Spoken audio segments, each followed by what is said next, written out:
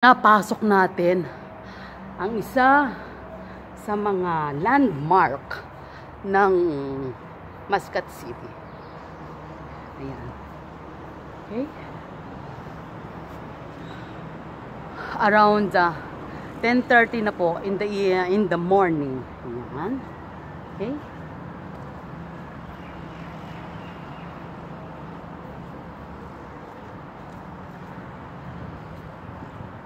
Share ko lang kung gaano na siya katagal or katibay. And now, bababa tayo kasi iikutin natin siya.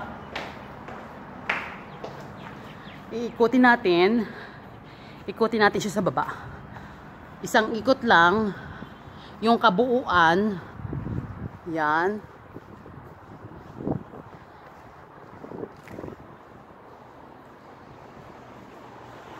Ikutin natin siya.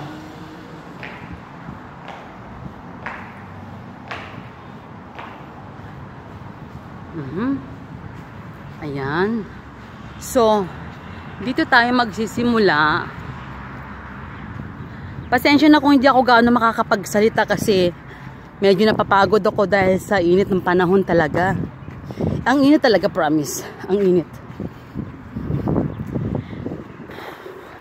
And doon tayo nagsimula, kaya iikutin natin siya. Doon tayo sa may small roundabout na yan. Okay?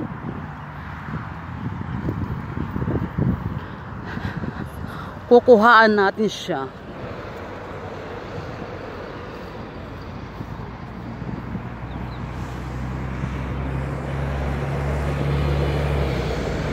Paikot.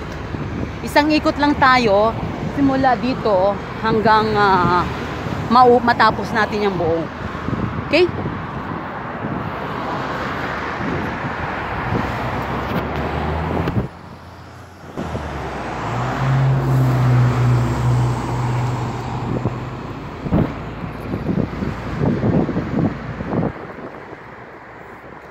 Ikutin lang natin siya, ikutin.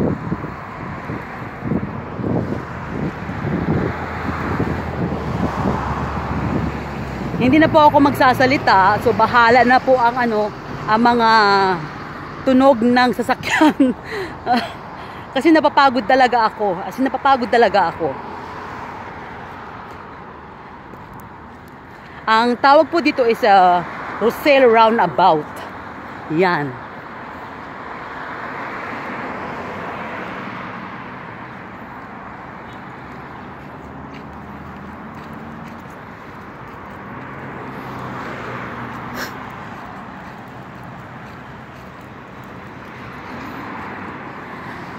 Ayan, so hanggang doon na lang tayo sa may sa may entrance na yung kaninang yung may plaque. So hanggang diyan na lang tayo kasi mainit talaga. Mainit, as in mainit. Promise, mainit.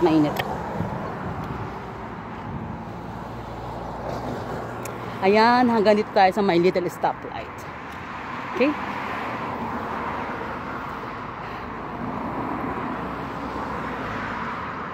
Yan. Okay. So, here we go na. So, nandito na tayo sa